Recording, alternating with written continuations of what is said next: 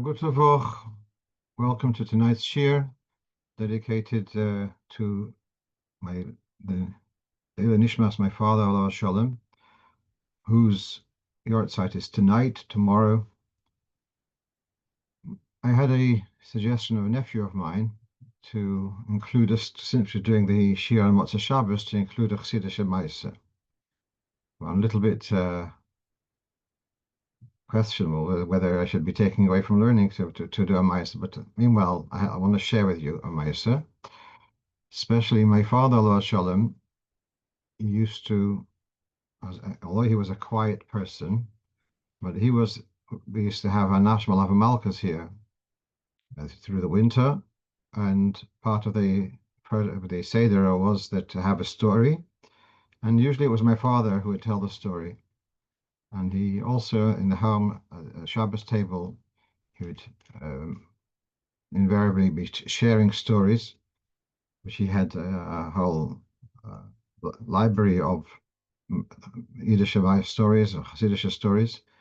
So it was from Rav Zevin's for him or from others, but he shared with us many, many stories, and we loved hearing the same story again and again also. And so, so the story of my father, the following is the story has been shared before, but very bekitza.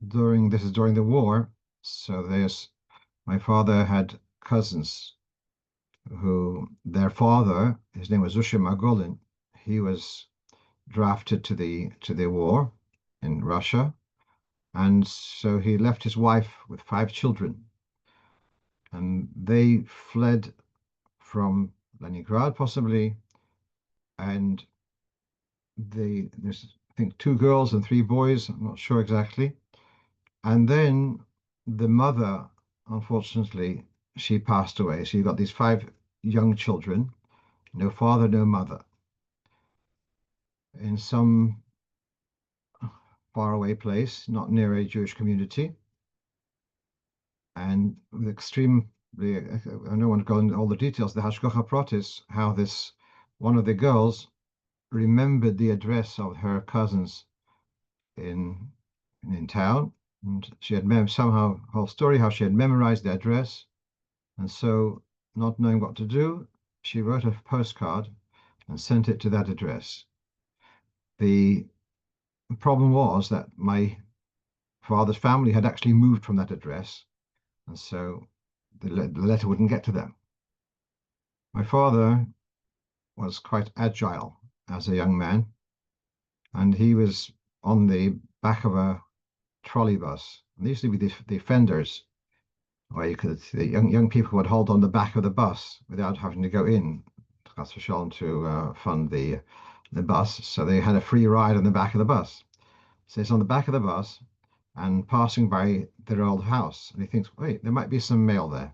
So he hops off the bus, off the fender, etc., and goes into the old house, and sure enough, there's that postcard from their cousin begging for help. They're stranded, 5 children without no mother, no father.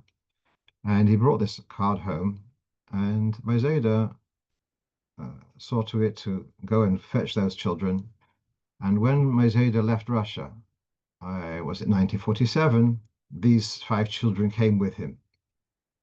The 2 daughters, one became Mrs. Rivkin, Mina Rivkin. The other one, her name was, I think, Zlata Zelda Althaus. So there's 2 families in Kfar Chabad, children, grandchildren, and great-grandchildren, Sidim, Shluchim, whatever, and they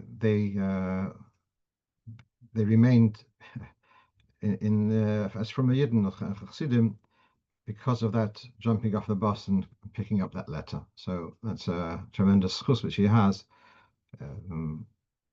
Right. So I just want to share that with you. Now, so our questions. So someone asked me, last week's Haftorah included the Eloshon or Hanoisen Liyav Koyach. So that's where the brocha Hanoisen Liyav Koyach obviously is inspired from. Now, generally, brochas are, wherever possible, are borrowing terms from psukim. So haMoitzi lechem min haaretz is from a pasuk, laHoitzi lechem min haaretz, and so on. So also this brocha hanoisen layav koyach is also taken from that Haftorah. Fine. The question was, at what stage is it introduced? Now, here you can see on the screen that from the Alter Rebbe's Shulchan Aruch, where he says that this was introduced not in the Gemara, and actually some poskim object to the saying of the brocha nesen le'yoav koyach because we don't have the mandate to introduce new brachas after the Talmud. And here the Alter Rebbe says it's instituted by the Geonim post-Talmud, and they recognized a weakness which had descended upon the world, and they felt the need to introduce this bracha. Fine. Now, the question was put to me that here you have on the right of the screen, you have from the Iyun Tefillah, which is a commentary in the Siddur Oitzer HaTefillas. Now, the Seder of the brachas varies from one nusach to the other, or perhaps Sidurim, and in Nusach Ashkenaz, it's the sequence is Oize Yisrael Begvura, Oite Yisrael B'Tzifara, Hanoisen La Yoav Koyach. That's not the sequence in our Siddur, but this is going according to Nusach Ashkenaz. Now, there's a well-known question. Why do these two brachas, Oize Yisrael and Oite Yisrael, why do they mention Eden specifically in these brachas? Why doesn't he say just the end of Gvura and Tifara?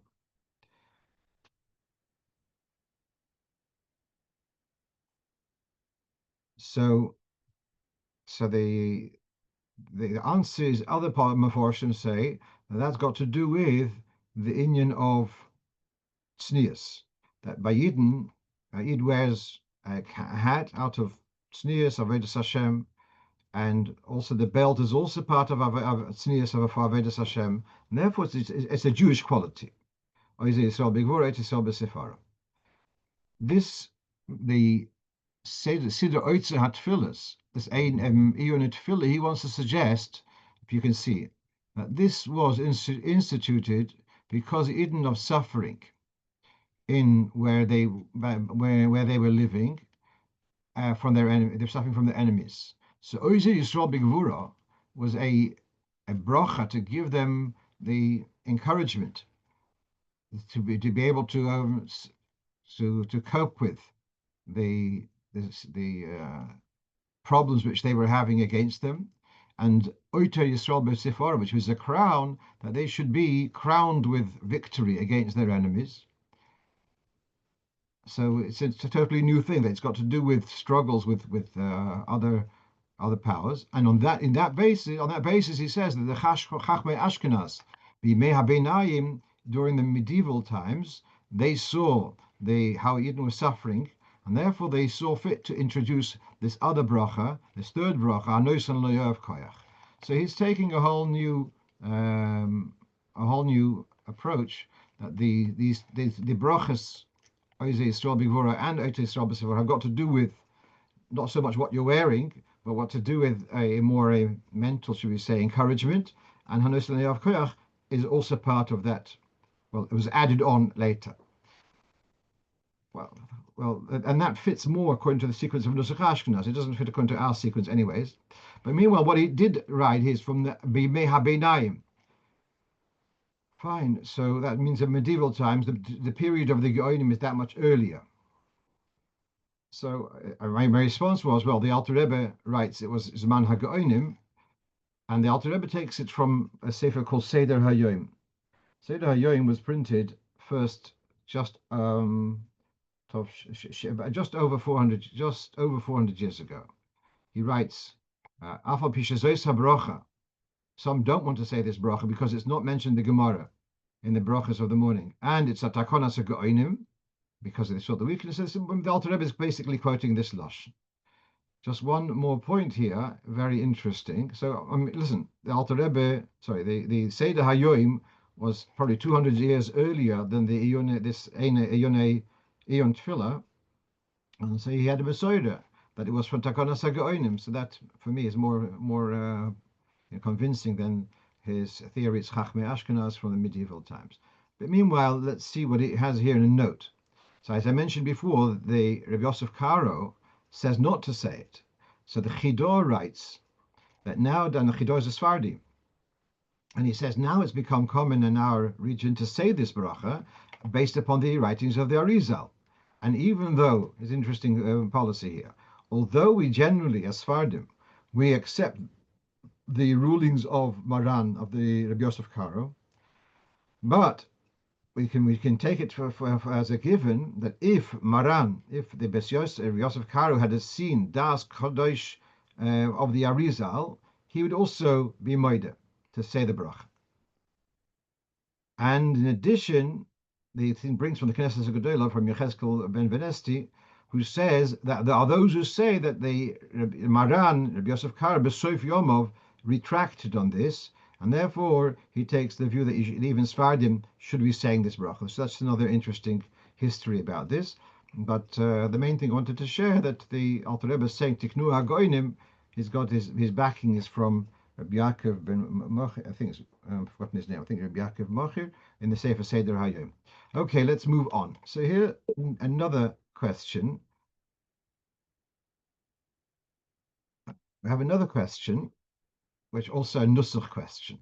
So I've never davened in a non-Chabad shul on Yom Noraim. So there is this poem, Vayero Soyu. I wonder whether it's said with a chazonas, with a nigun. I'm not really unfamiliar. He's asking, why did the Alter Rebbe miss out this piyut of a Vayero Soyu?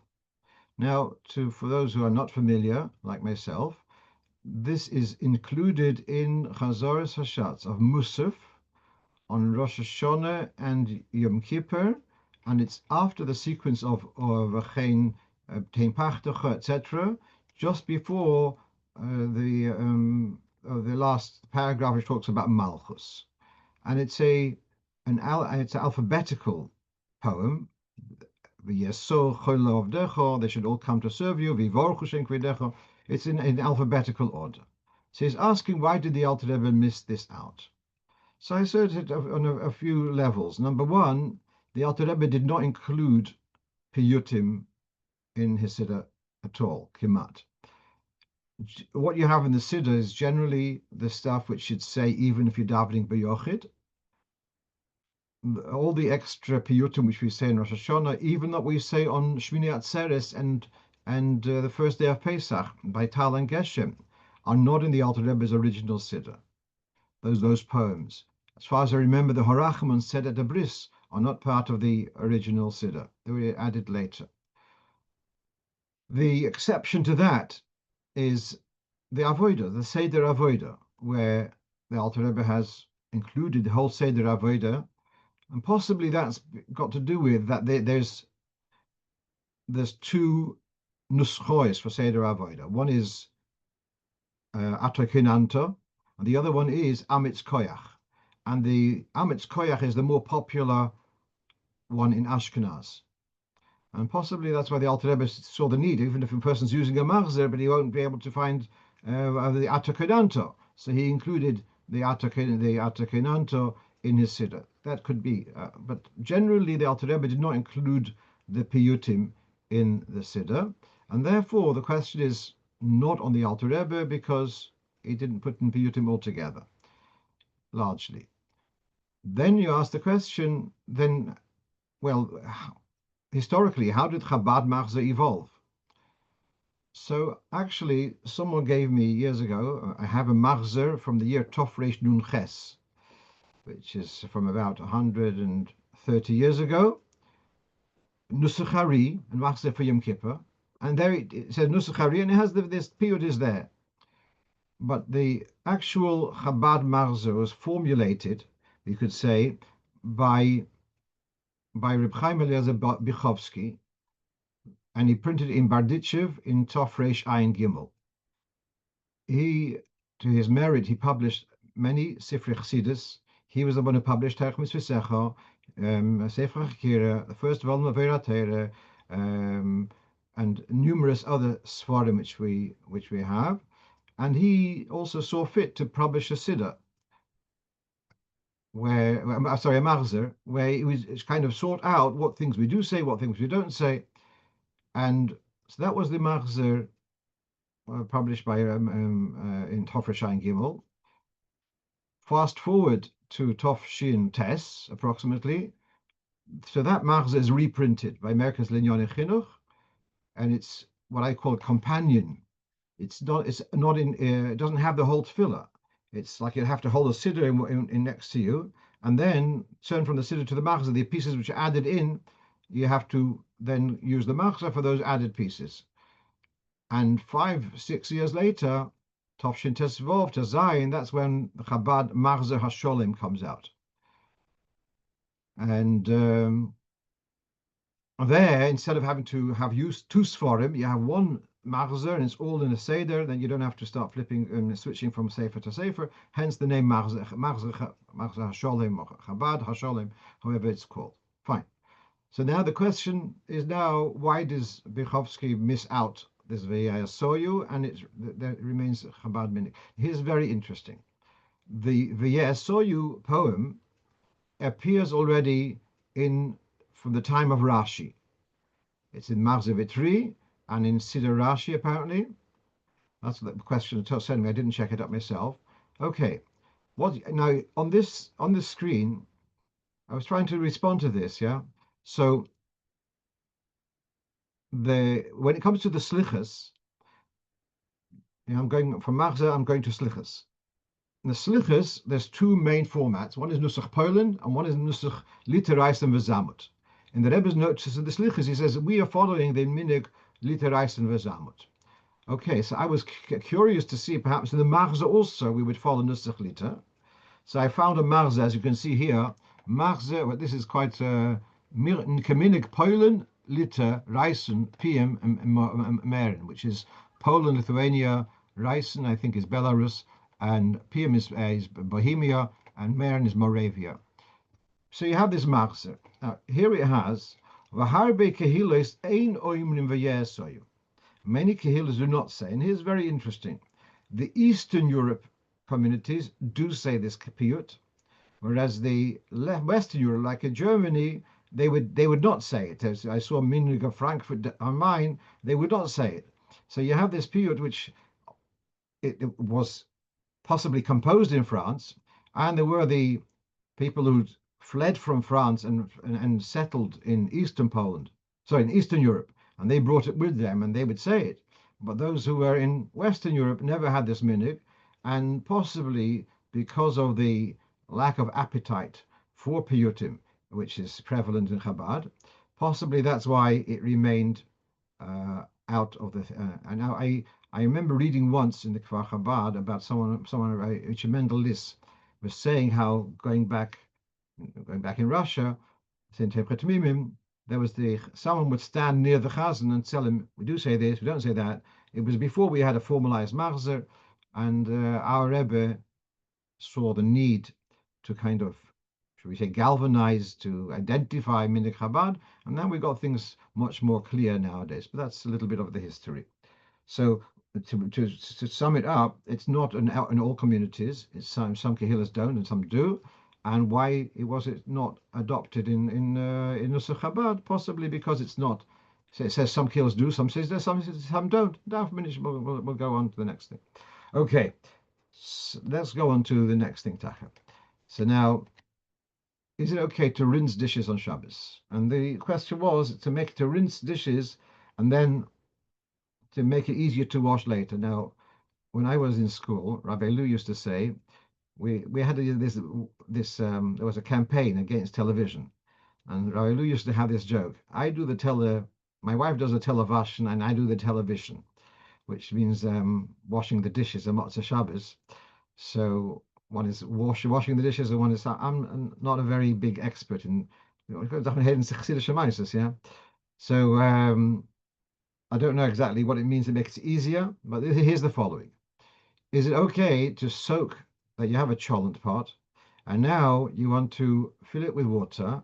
Otherwise, if it's going to be left to dry, Motzei Shabbos is going to be very hard to clean it. So you want to soak it that it shouldn't become hard.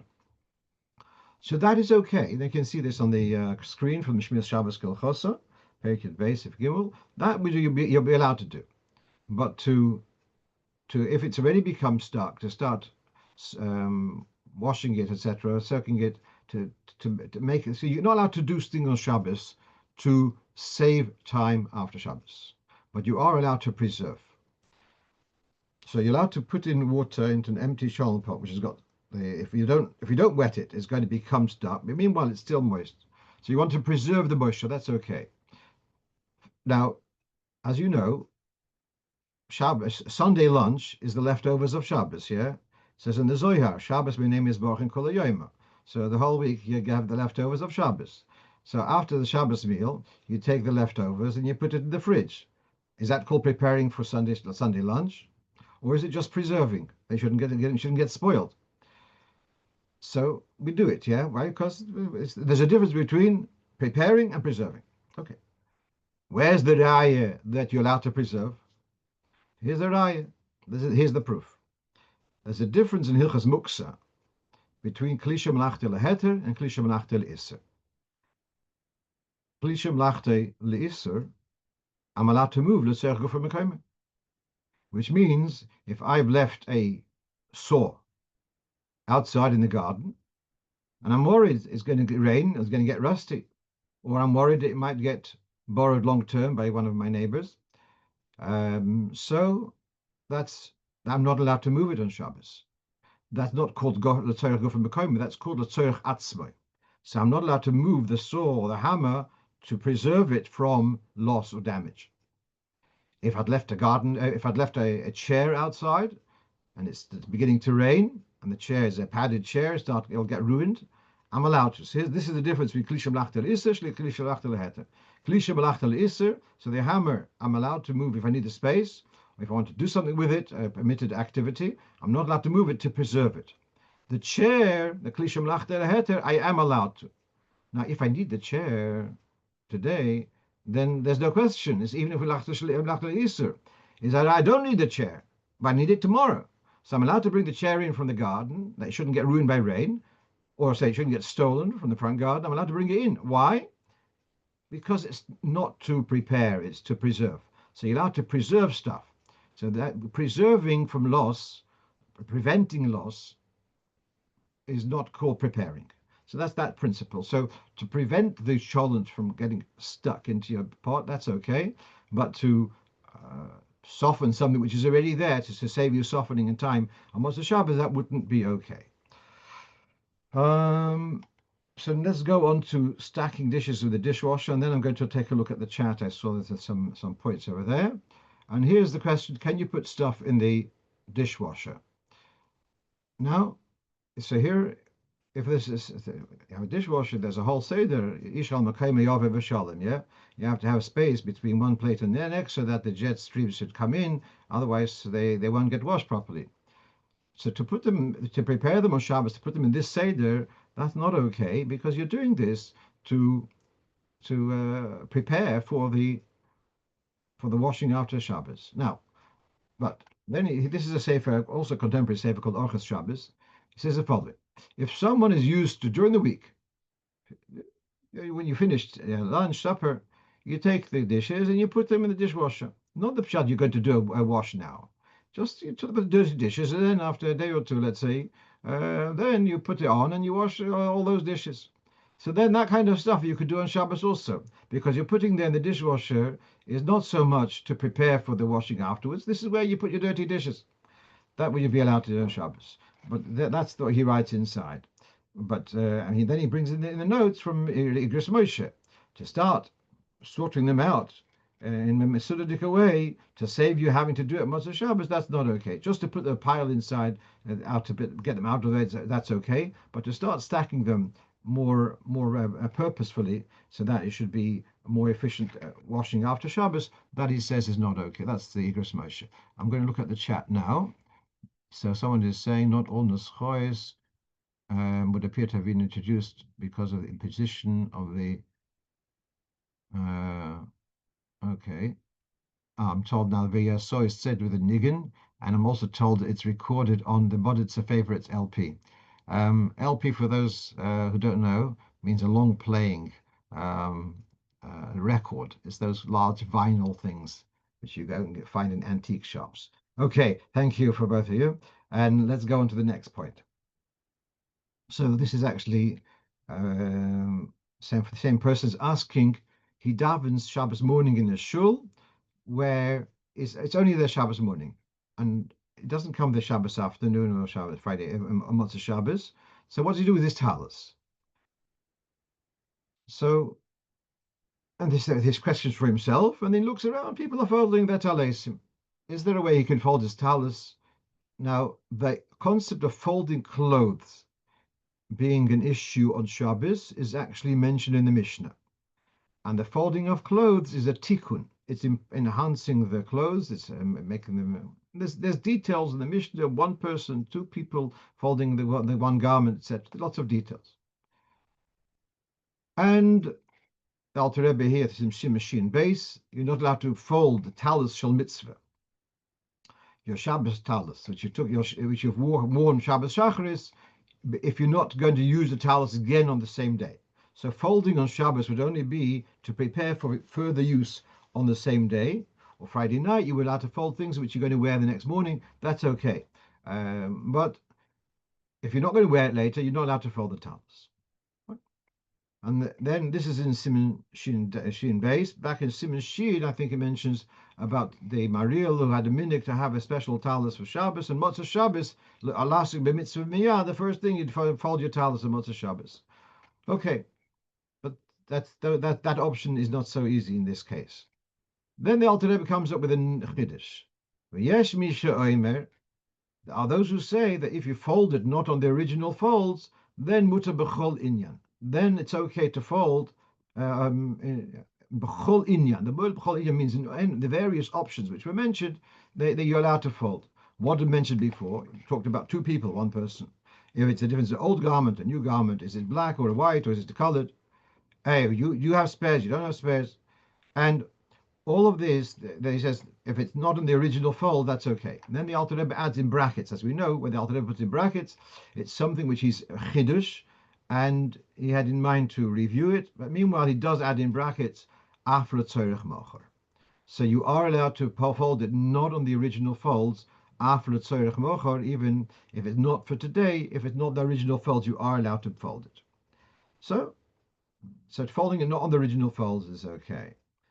Now, then we have the Ksos HaShulchan, Reb Chaim Noah, he quotes this, and he brings Alter Rebbe's Loshen to fold it not in the original or form is okay. But he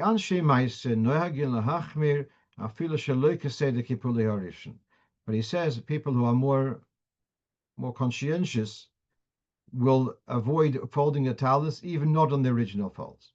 So therefore, this leaves us in a little bit of a situation that the shliach who's asking the question, there is a head of him to fold it not on the original folds, but Anshe Ma'aseh wouldn't even do that. Just leave it like rolled up, and I don't know what the situation when he goes to the middle of the week. I don't know.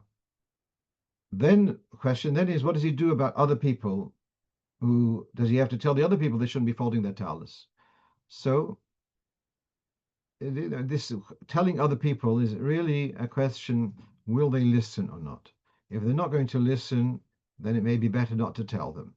But if they are people who you feel that they will listen, you should tell them not to fold the tallis on the original folds, to fold it in a different fold, and if they'll be makabel, I think you should tell them that. You don't need later they'll say, why did he never tell me? The rabbi never said a word. So right. So now we have a very interesting question. I spent a lot of time thinking about this. And this is, I've said this before, that when I have the same shaila coming from two people in close proximity, that means I have to give it more attention. So one person is a member of Hatzolo in his community, and he had just sat down to supper, and he had eaten, let's say, one slice of bread or small roll, And then the phone rings, a Hatzolo call, and he ran out and to attend to this call. It meant taking someone to hospital, and by the time he got back, it's 2 hours later. And now he wants to have continue his meal. Does he have to say a new brocho? Does he want to say Dayan? Does he have to say a brocho haMoitzi? Can he still? And what about benching? So this is his question.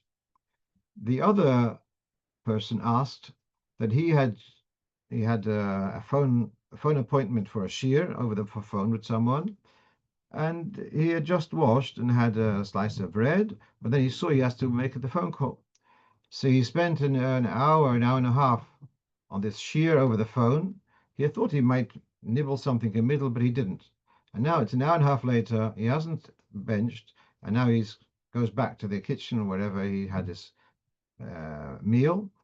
What does he do now? So it's almost identical. Both of them had eaten a little bit and then been distracted, and now they want to resume their meal. So let's take a look. We have a Mishnah in the 8th Perik of Brochos, and it says about benching.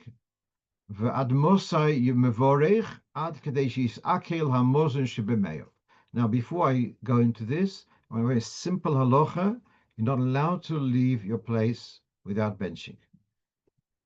This is all a b'diavad story. You should not leave your place without benching. And for the Hatzolo fellow, if it's practical, I would recommend take with a kazayas, stuff a kazayas in your pocket, and then whilst you're eat a kazayas on the van, and whilst you're driving, if you can have presence of mind, you'll bench after you've had a kazayas, and that way you've solved your problem, and later you'll wash again. Okay. I know it's a question. Can you drive and bench at the same time? But okay. Says the Mishnah. Until when can you still say if you've eaten and you haven't benched? Because it said Misha ochal v'shochach v'lei beirach. That's the previous halacha. If you ate and you forgot, you didn't say a bench. So B'Shammos say you have to go back to your place. B'Shil say you can bench where you are. Okay, but then it says this following on. He's forgot. V'admosei mevorich. Ad kedei sheyisakel hamozen shebemeyov. Until the food has been digested. Okay, so once the food is digested, you cannot say Birchas Hamaz. So now we're going to the Gemara. That was Daf Nun Aleph, and now we're going to the Gemara Daf Nun Gimel. Adei Mosayu Mevorech. Yeah. More it's Adei Mosayu, that's Adei Mosayu, same thing. Kamo shiur equal. You told me until it's digested. How long does it take to digest? Omer Reb Yochanan, said Reb Yochanan, kol zman she'einoi ro'ev. So long as you are not hungry, then you haven't digested. Once you are hungry, then that means the food is left the system, or whether the upper part of the system, and then it's been digested. Okay, and then it's too late to bench. Reish Lakish Omar, kol zman sheyitzmo machmas achilosoi. So long as you are thirsty from your eating. What does that mean? So the way I spent a lot of time looking around, and this seems to be the pshat, that when you eat, it also encourages you a degree of thirst. And so long as you still feel the thirst because of your eating, then you haven't digested. But once at a later stage, you no longer feel the thirst stimulated by eating, and by then you can say you've already digested the food and you cannot bench. That's the position of Reish Lakish. So they're quite different shiurim. One is, so long as you don't feel hungry, you can still bench. The other one says, so long as you do feel thirsty, then you can still bench. Once you don't feel thirsty, then you cannot bench. That seems to be the pshat. Now, then what it says, Rish Lakish says it's got to do with thirst, but Rav Yema Veshlemi says the name of Marzutra Mi Omar Rish Lakish Hochi. Rav Ami says in the name of Rish Lakish, the shiur equal is the time it takes to walk Daled Milin, which is about 72 minutes. So digestion kicks in at 72 minutes. You're saying it's got to do with thirst. And now it says it's got to do with 72 minutes. It depends whether you've eaten a lot or you've eaten a little. So Rashi says, when you've eaten a lot, then you've got the shiur of 72 minutes. When you've eaten a little, then your shiur is got to do with the thirst. When you are thirsty, you're not thirsty. Tosfos disagrees with Rashi. Again, you can see here. Tosfos is on the screen here. Rashi says, "Bachila merube." After 72 minutes, it's digested. V'loy nira. There's two girsas. V'loy nira, v'loy nira. The zeh muad yoseh me'achila mu'etes. Tosfos says 72 minutes, even for achila mu'etes, it might last for 72 minutes. And therefore he says the other way around. Ibcha. Achila merube. So long as manshu some achila merube can be more than 72 minutes, so long as you still feel the thirst because of your eating, you haven't digested. The ein shom kitzvah. Abel mu'et, if it's a small amount, then it's daled mil. I just find this whole, I never really went into this with so much attention. Never really and had to analyze the opinion of Rish Lakish. So now, why is this so important?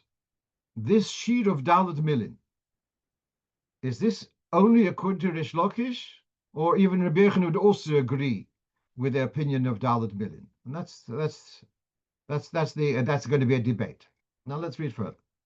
Now, to understand this piece, that the drinking has got to do with the food, with the eating, so I looked up in Rambam. In Rambam, in Hilchos Deis, it says, Hilchos Deis Perek Dalet, a person should not eat until the mamish full. They should leave out a quarter. They should be only 75% full when they eat. Second point, the Rambam says, not to drink water during the meal. Elo ma'at, only drink during the meal. You should only drink a little bit, or mozik bayayin. It should be blended with wine. But once the food has begun to digest, now you can drink what you need. So it's like very, very interesting that you got here where we're talking about drinking, that thirst is stimulated by eating, and that's kind of a marker whether the digestion has taken place or begun to take place. And here we see in Rambam, he's talking about just etiquette and good health. He says that during the meal, hold yourself back. Thirsty, don't drink a lot. It's going to be actually impeding the digestive system. Once you've begun to digest, now, so you're thirsty, you've been holding in your thirst all this time. Now you can drink. Now you can drink as much as mashu tzarich lishtes. Very interesting. Okay, so we've got here Rish Lakish, who comes up with this first inyan, and then we have the Daled Milin. Let's go to the next slide. And now this is in Siman Kuf Pei Dalet. Now I want to tell you, because I'm sure all of you have heard, 72 minutes, that's a shiur, yeah? I'm sure you've heard this before. After 72 minutes, you can't bench. Gornish does a poshet. You take a look in the Shulchan Aruch and Siman Kuf Pei Dalet, it doesn't say a word about 72 minutes. And the simple reason is because his understanding, and many poskim understand, that the whole 72 minutes is only got to do with Rish Lakish. But according to Rabbi Yochanan, it's got nothing to do with 72 minutes. And the whole business of that's the mahalach how poskim are taking. So now let's read it over here. So the Mishnah says that till you have digestion. Kama shiuroi, when do you say it has digested? Now, if someone wants to say all I'm talking about is boich, you're welcome to, because it's all trying to understand what's happening in your digestive system. Okay, so for those who don't understand Yiddish, boich is a uncomplimentary aphorism for come on, I'll give you something. How do you say boich in English? Just people concocting their own. Someone's suggesting something. Okay. So now, yeah. So he says, so long as you are not hungry, thanks to that eating, once you start being hungry, then even though digestion hasn't fully happened, but that is already considered too late to bench. That's all very well if you ate your fill. But if you only ate a little bit, that's what the Taz asks, you only ate a little bit. So what do you mean, am I hungry? I was hungry, before I was 100% hungry, and now I'm 90% hungry. So I'm hungry. So how can at what point can I not bench for that role? That's the case with this fellow, with the Hatzolo fellow. So there he says the shiur of Dalet Milin. That's what he says in the first shit.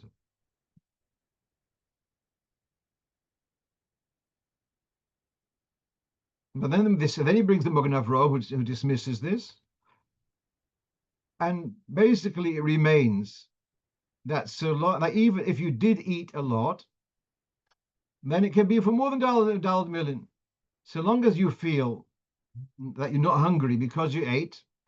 So then you can still bench, and although the Alter Rebbe brings both shittas here in Shulchan Aruch, the Taz does bring in Dalet Milin. The Magen Avraham dismisses it. In the Siddur, the Alter Rebbe doesn't say a word about Dalet Milin. So now, just to summarize, this fellow with the Hatzolo call, he had just one small role, and that's in my assessment, achila mo'etes, a small amount. And then, if an hour later he feels hungry, that's because it's digested. So he's lost his brocho, how do you say? His bichas hamazon, he's lost that. He's going to have to wash again, and etc. Had the same thing happened differently, had he eaten supper, and he was just by the dessert, and he got the telephone call then, so that's achila merubah, hopefully. Achila merubah. Then if he comes back even 2 hours later and he still feels he's not feeling hungry, it's just the dessert is now, his ice cream is now a puddle. So he's allowed to. He's still able to bench because he's still not feeling hungry. So the effect of that meal is still there, and therefore he can still bench. What about saying a brocha? Now the Mishnah Berurah has a discussion here about when he comes back, does he say a brocha or not? So had he stayed in the same place, and when we saw by the Rebbe, someone's put it on the screen, but we saw by the Rebbe, he'd at the beginning of Fabrengen make Kiddush, and say whatever, he'd make Hagofen, and have a bit of Mazonos. And then between the Sichas, they'd have another little bit, and L'chaim, etc. And sometimes there were long Sichas. There were sometimes Sichas which were an hour and a half. It was very exceptional, but there were occasions when the Rebbe was very animated about something, very concerned about something. It could be a Sicha for 90 minutes. And we never saw that he made another bracha. And the reason is because the food is there in front of you. And there was not that you'll be distracted to another room, to another activity. It's there in front of you. And I remember about from Hirsch Kohen from Kushalayim, so he gave a shiur when he came to the Rebbe, gave us a shiur in Kailul. So he quoted from the Alter Rebbe in Shulchan Aruch in Hilchos Pesach, Tafayin Hey. The Alter Rebbe says a lashon calls mancha stum chapsucha lechel. So long as the stomach, there's a mind that you still intend to eat, the digestion doesn't kick in. So this is this idea: you have food in front of you, the digestive system doesn't kick in if the food is in front of you and you tend to eat further. And then other poskim say sometimes you have a Suda and it goes on for hours. And you had challah at the beginning, and in the middle there might be a little bit, but not as if you're having a substantial amount. But so long as you are sitting at the table, there's no hesach hadas, then you can still continue and can finish your benching later, even after 72 minutes. But here is different, because here he'd gone off in the van, he's gone into a different place. And so therefore, here we have from another place in Simon Kufayin Tes, if Okar Mim Koimoy, Vihisia Daiti Melechel Oid, if he had lifted himself from where he was, well, he says Gomalecha, but the point is that he had gone away, he's totally distracted. So then he would have to make a new brocha on the bread when he comes back, and also Netilas Yodayim. Yeah. All right. That's a whole. Sorry about the long pilpul, but yeah. Okay, let's move on, and that is question number 8, and that is my mustache. My long mustache bothers me when I eat or drink. May I trim it? So here we have a letter of the Rebbe about trimming, and as far as I remember, it's about, it's his poros hasofim, to trim the mustache. Since I did not hear ahira mufureshes, there are tzdodim lekan ulecha. Therefore, check out minig anash bozeh, and check by Rabboni Hanash, who know the Hanhoga from elders Kanim and Maisirav. So what's the minig? What's the passed down minig about trimming mustache? So I did not do a survey on this, but I do remember an incident that Reb Mendel Futterfass and Reb Moshe Katzenellenbogen, and Reb Moshe came one day to Shul and his mustache was closely trimmed. Mostly, it was obviously indeed trimmed. And Reb Mendel kind of told him, yeah, I understand you trim, but why does it have to be so obvious? And so the were Chassidim who did not trim, other Chassidim were concerned. You have some yogurt, and so your mustache becomes milchik. Later you have chicken soup, and so your mustache becomes fleshik. And then you have now basar b'cholov, and so that's one concern which they had. And so if you can't manage, and if it bothers you, and there's also you have in Halocho zokon ha'makav v'sa'achilo, so there are practical reasons why you should be allowed to trim. Now, you all know the term Yud Gimel Tikkun Dikno, that the beard has got, they would translate this, I don't know why, 13 tufts of the beard. I don't know why Tikkun means tufts, but fine. Where exactly are these 13 features of the beard? So if you are dafka curious, so if you get hold of Yisidu HaArizal and you turn to Tashlich, where it has the list of the Yud Gimel Midas HaRachamim and then the Tes Midas HaRachamim, and he goes into detail. This is this part, this is that part, and he goes into detail each part, whereabout it is on the face, and some of those also include the mustache too.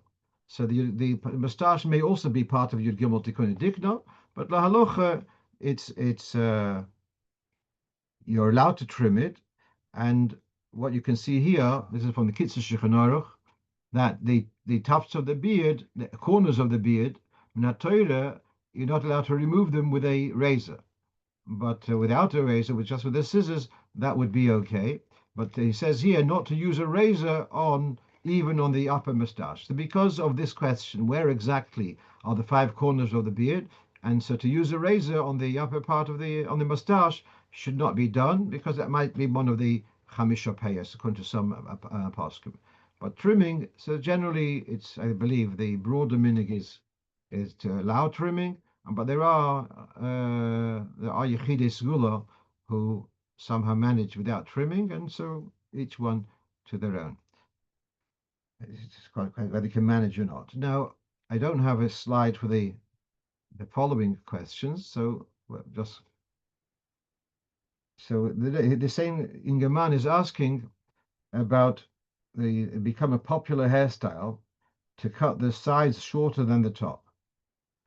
That their head is longer hair, and by the sides is very short. Should I be telling people not to do so because it's the way of the goyim? Now, there is a bidin of payas, yeah, but if you how long do payas have to be? How long? What's the length of the hair of the payah? It's not so clear. And whereas I know we discussed this once at one of these shiurim, although there is in other areas like Pora Aduma and Lagabe Shtei perhaps, you have the din of Rokuf Roshon Ikron. If it's long enough to bend it back to the source. That's called a hair. Shorter than that isn't. But legabe pas haroish, it's not clear at all that that is the shiur. So generally, we are particular that to leave the payas a little bit longer, like a quarter of an inch or something. That's the lechatchila. Of course, there are people who have long payas. I'm talking about even if you have short payas, but have a little bit longer, not very, very close. But this is a limud schus where you see people have got a very short haircut, so long as they didn't use a razor on their payas, it's lav dafka that they are over on our Vayero. And since we went and told Hasidic stories, so here's a story. There was a Chassid by the name of Mordechai Kazliner. Mordechai Kazliner was a little boy. His father, Chaim Zalman, had been arrested and he was sent off to Siberia. And so Motel was left at home with his mother. And Ben Zion Shem Tov saw this young Motel Kazliner, so his friend's son, who kind of is like an orphan because his father is not no there, and he had had a zero haircut. Whatever the reason was, perhaps because he was being bullied by other children, Lepoili had a zero haircut, and Rebbe Zion was very upset to see this Chassidish boy, Chassidish family, to have such a haircut. So Rebbe Zion took the boy, I'm sure with his mother's permission, and he took what they call a britve, a razor blade. And around the payas, he made him not a zero, but a triple zero. So around the payas, he made it very, very short. And like this, the payas were that little bit longer than the rest of the hair of the head. And Reb Motel would say, Reb Motel was a Chassidish Yid, and he would say that gave him a tremendous strength and resolve how important it was to keep a mitzvah as best as you can. So now, so again, going back to should you tell people or not? It's totally if they're kalim to listen. You should, if someone is ready to listen, you should tell him that minhag Yisrael is to leave the payas a little bit longer, not to have it a very, very close haircut. If it's not a keli, then there's no mitzvah papashas. There's no mitzvah hoichocha to someone's not going to listen. But yeah, you should be telling them there's not minhag Yisrael. So I'm not saying it's over deraisa, but it's not minhag Yisrael. Right. So now a couple more things we have on our list. One is about putting up a mezuzah to a doorway which has a door which swings in both directions, or the door slides into a pocket. And those, if you don't know what I'm talking about, there is a way of making a sliding door that you have a wall which has got two panels, and in between there's a gap. And you have the sliding door, it slides and fits into the gap. So that's referred to as a pocket in the profession. So does such a doorway need a mezuzah? So someone wrote to me a whole pilpul about this, and he said to put up a mezuzah without a brocho. Now, I'm going to share with you what I know so far, what I understand so far. When a doorway does not have a door, does it have to have a mezuzah? So here we have Shitas HaRambam, that a doorway, a Pesach, without a door doesn't need to have a mezuzah. That he learns from the way of the Gemara in Menachos, and there's a conversation, there's a correspondence with the Rambam and Chachmei Lunel. Lunel is a town in France, and they had a correspondence about this. So that's the position of the Rambam. So if you have an archway without a door, so we paskin, you do need to have a mezuzah, but in deference to the Rambam, we will not say a brocha on a mezuzah on an archway without a door. Now, because the Rambam says a doorway without a door is part of a mezuzah. Here, there is a door. Navos, the door swings both ways, or it slides in, so there's no heker tzir. A regular door swings in a particular inwards or outwards. There you have what's called heker tzir. But here there's no heker tzir. So this fellow is writing, he's taking a view that such a door you would not make a brocha. I didn't understand it. I don't understand the halacha this way. What happens when there's no door?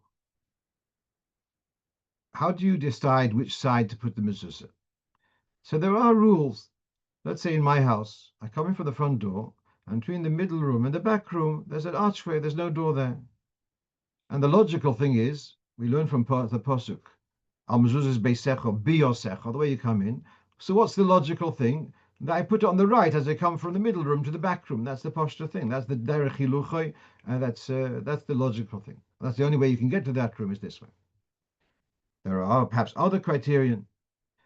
So then we know the question would be if you have two living rooms which are next to one another and they're both front rooms and there's a doorway between the two. That can sometimes happen when you've joined two houses together. You know, in some hotels, they have a door between two rooms so that if someone wants to have a two-suite room, two-room suite, then you have a door. But it's only Zaychas Shalom. One will think I'm the Ika, the other one's the Toffel. They have two doors, one on this side and one on this side. Both of them open. You open the door, and there's another door. So now you have a question. I've got two rooms, and both there's a door for each. Which one leads to the other? Which is Toffel? Which is the Ika? This is where Moshe Feinstein says the following. He says when there is a balanced argument for both sides, he says such a door is potter mimzuz. Why? Because the Torah says derech biyosecho, derech biyosecho. The Torah says put up a mezuzah on the way as you enter. When you cannot fulfill that, then you don't have to put up a mezuzah. He disagrees with Rabbi Yaakov Emden, who says in such a case to put up two mezuzahs. Rabbi Moshe disagrees with that. There are those who want to say, and in that correspondence, you can just choose whichever you want. Rabbi Moshe says it can't be such a thing. You can't have such a thing that do whatever you want. That's in mitzvah doesn't work. So he dismisses that. All right, others disagree with Rabbi Moshe. But in that case, where it's a 50-50 argument, and you've got this swinging door both ways, so though you have a door, I don't know where to put it, and Rabbi Moshe says it's potter mezuzah, put it up without a brocha. But where, even without the doors, you'd know where to put it. But you didn't put a brocha because it's a Rambam. Now, there is a door. The Rambam is also happy. So I don't see why you should not put up a mezuzah with a brocha. So just to summarize that, I said from my middle room to my kitchen, there's a doorway without a door. If I would put up doors, which are swinging doors, I would put a mezuzah with a brocha, the same place where I put it without the doors. Because of the doors, I'd be able to make a brocha. Finally, the last thing on our list of questions is about rolling the beard. What's the Chabad approach to rolling the beard? Now, there was a comment, I think Rebbe Rashab, something, that let it grow the way the Eibishter wanted. But generally, this depends on personal people. Some people's personalities they are more neat. They want to present themselves more neat. Some people are not, don't care to be so neat. Apparently, in the earlier years, you can see pictures of the Rebbe with a very close beard, which is obviously rolled up. There were many Chassidish Yidden. The Rebbe's brother-in-law for sure used to roll his beard. But all right, so some people are more concerned about their appearance, and it's important to them. So if it bothers you, you think you're looking a bit scraggy, if that's the right word, so you can roll it up. If it's not such a big deal one way or the other. Right. So that's what I have to share with you for this evening, and thanks you for joining. I'm going to wish you all a gute Woche, and we should share simchas with one another, and simchas olam al roshon. Next week, I was just reminded, next week, the shiur will not happen at 8:30 p.m. Motzei Shabbos, because I will probably still be in the middle of some kind of farbrengen in New York at that time. So I hope they wish us helping. If I have what to talk about, I'll do a pre-recorded shiur, so you'll be able to enjoy it at your leisure. Kol tov. Nice, isn't it?